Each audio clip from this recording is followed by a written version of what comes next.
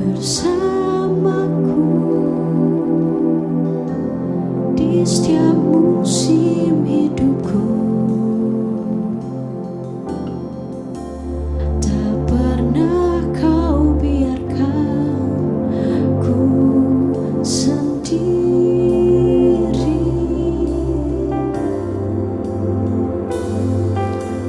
Kekuatan di jiwaku adalah bersamamu. Tak pernah ku ragukan kasih-Mu.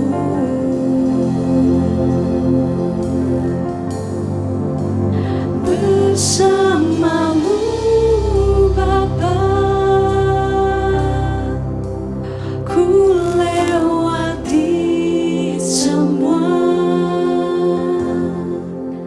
perkenananmu yang teguhkan hatiku. Engkau yang bertindak, memberi pertolongan. Anugerah-Mu besar melimpah bagiku.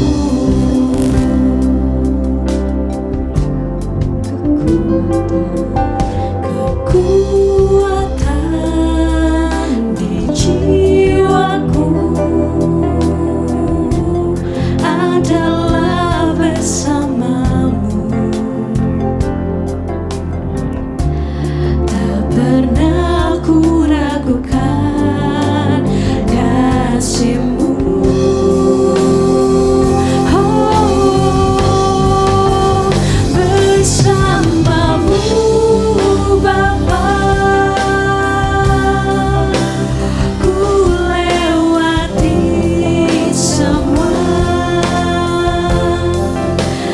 perkenananmu yang teguhkan hatiku. Engkau yang bertindak, memberi pertolongan.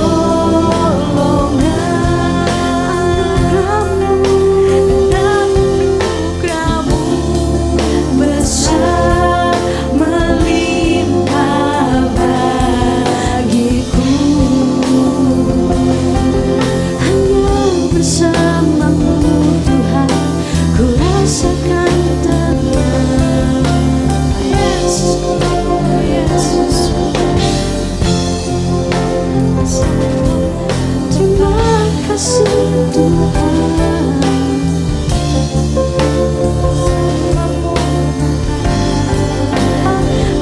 Bersama-Mu Bapa, ku lewati semua perkenananmu yang teguhkan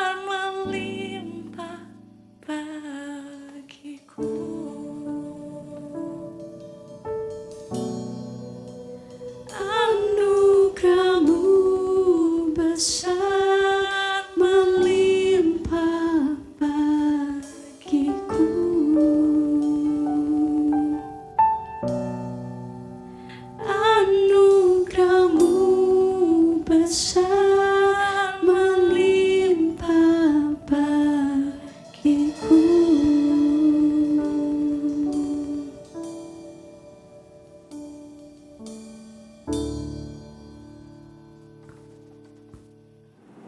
Halo teman-teman, jumpa lagi di dalam kolam kisah dan obrolan anak muda.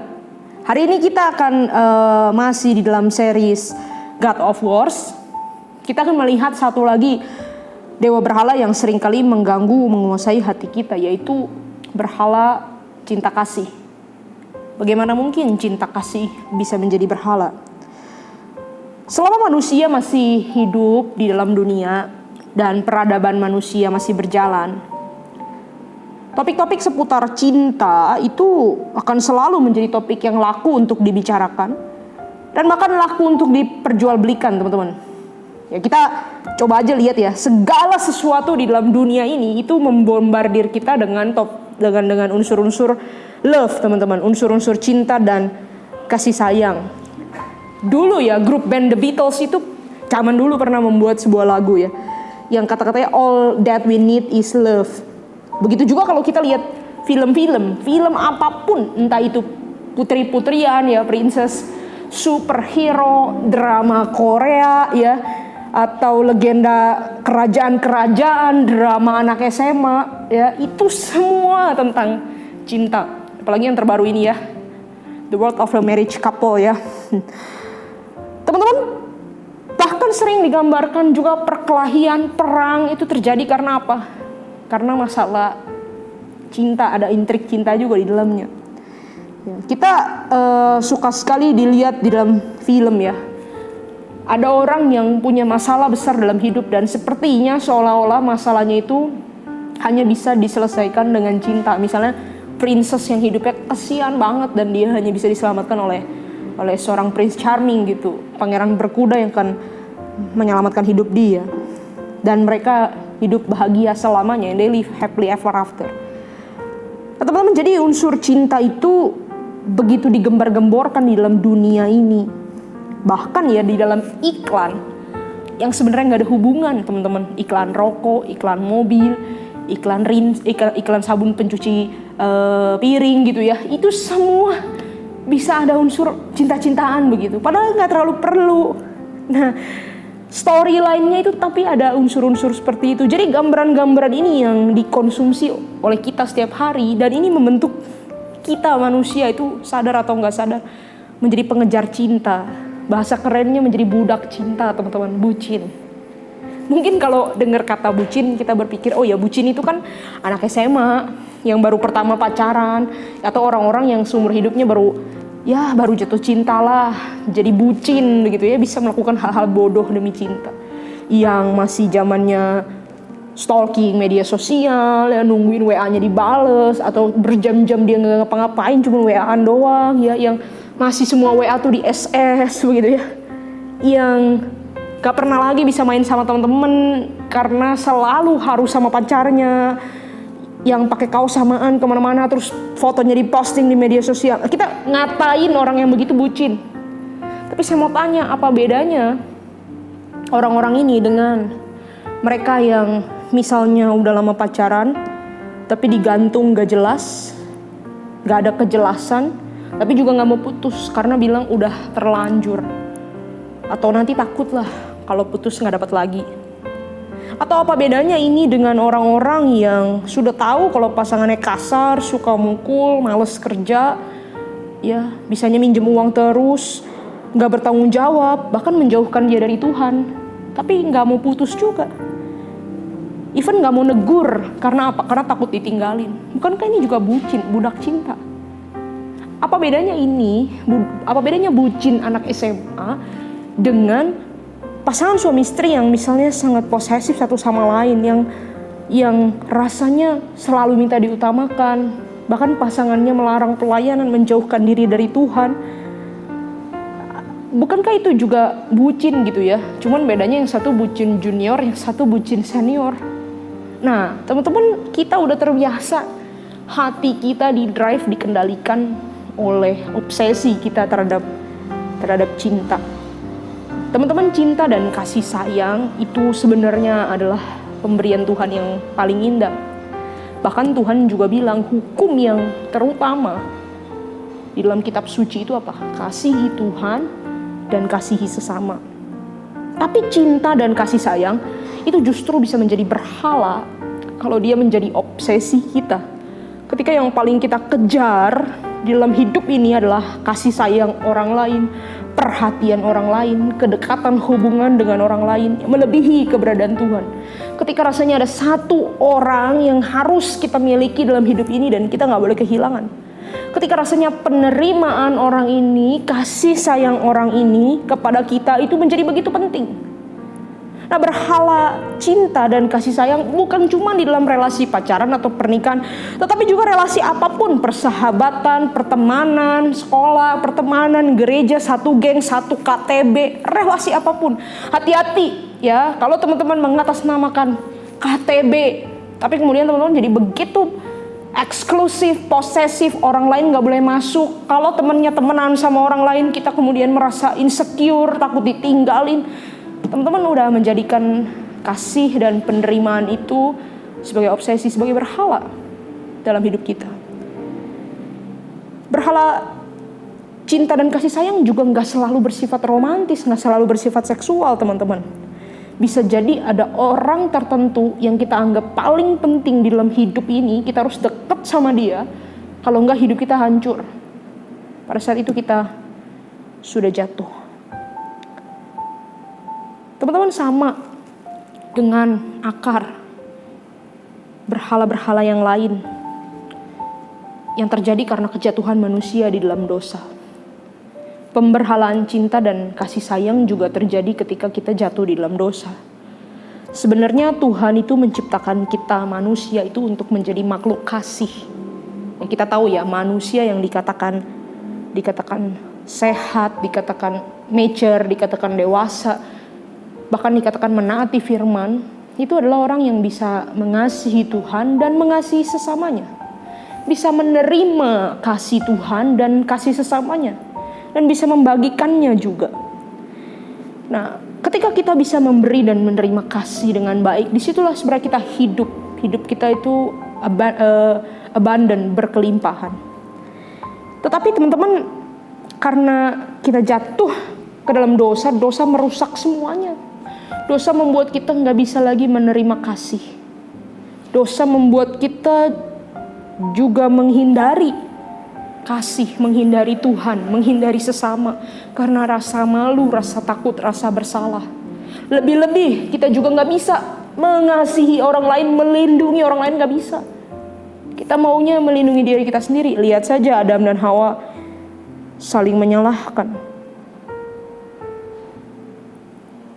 Kita takut, teman-teman. Kalau kita buka hati kepada orang lain, kita bisa disakiti.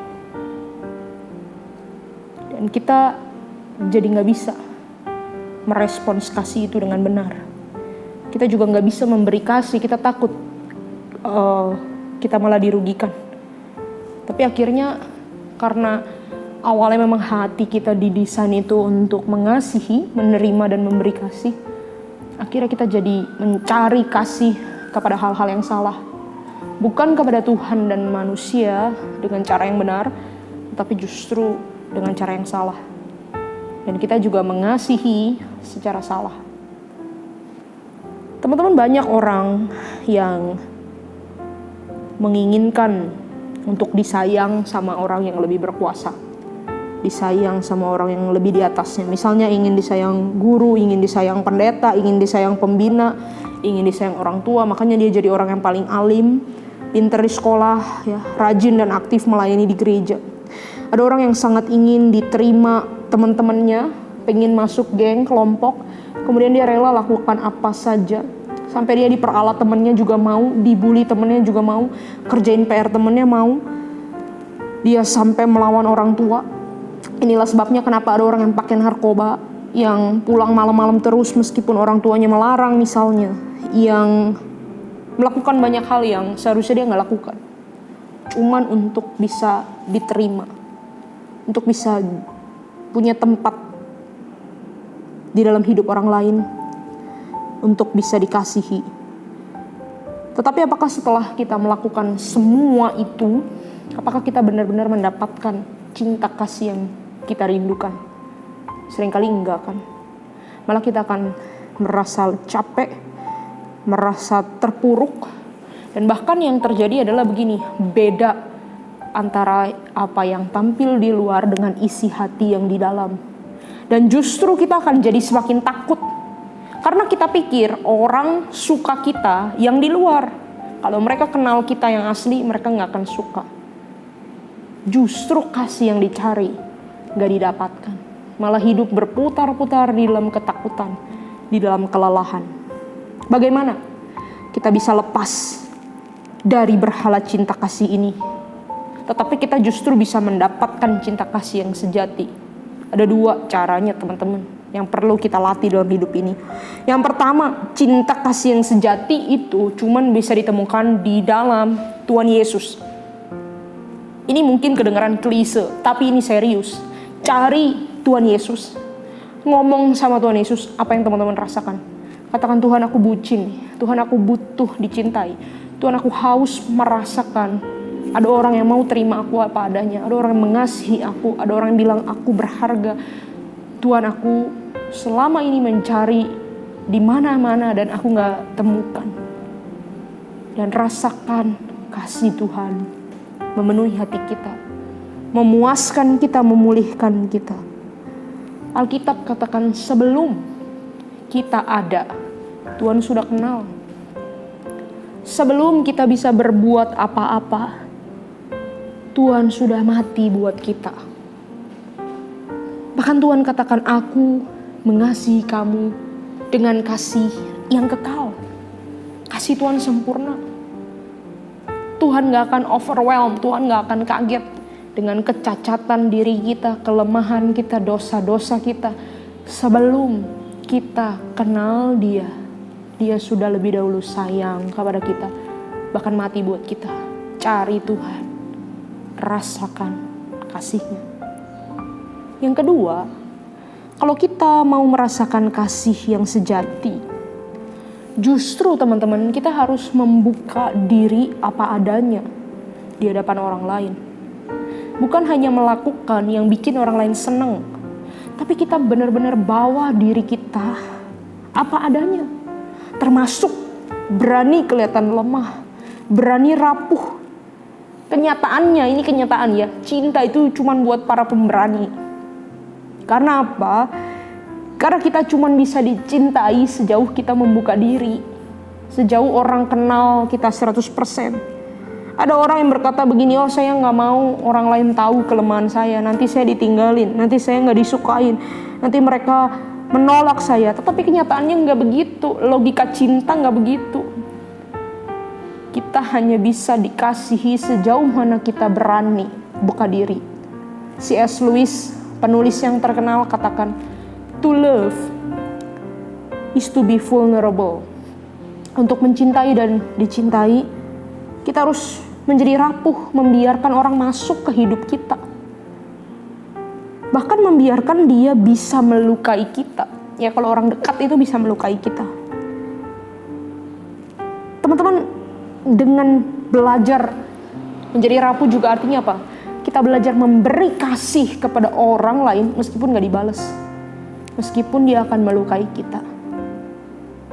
Kita tetap mengasihi dia. Itu growing in love, teman-teman. Itu bertumbuh di dalam kasih. Takut menjadi rapuh dan terluka, itu justru menjadikan hati kita keras dan dingin, gak bisa disentuh. Dan justru kita gak bisa merasakan cinta kasih yang kita butuhkan, yang Tuhan sediakan. C.S. Lewis katakan begini, di mana tempat paling aman orang hatinya kalau nggak mau terluka? Di mana tempat paling aman untuk hati tidak terluka? Selain di surga ya, di surga nanti nggak ada lagi hati yang terluka. Tempat paling aman selain di surga adalah di neraka. Karena di neraka hati nggak bisa ditembus, hati udah keras, hati udah jadi batu, nggak bisa diubah lagi. Teman-teman, kalau kita mau mengasihi, kalau kita mau merasakan pengalaman kasih yang sejati, kita harus jadi apa adanya di hadapan sesama kita. Komunitas kasih itu bukan komunitas orang-orang sempurna, bukan. Tetapi masing-masing boleh terbuka dengan berbagai kerapuhan dan kelemahannya, dan membiarkan kasih Tuhan, kuasa Tuhan itu memulihkan kita satu sama lain. Teman-teman, berhala cinta gak bisa dilawan dengan dipukul, ditusuk, diserang. Gak bisa, nanti dia justru akan serang kita balik. Berhala cinta hanya bisa dikalahkan dengan kerendahan hati, dengan keterbukaan, dengan kejujuran, dengan kerapuhan. Akui pada Tuhan kalau kita bucin. Minta kasih-Nya memenuhi dan memuaskan kita. Dan datang juga kepada sesama, sharing kehidupan kita. Bukalah diri kita, bangun komunitas kasih yang tulus, yang saling menghargai, yang melindungi, yang peduli, yang percaya satu sama lain. Kiranya Tuhan menolong kita untuk menerima dan berbagi kasih sebagaimana Ia menciptakan kita. Tuhan berkati teman-teman.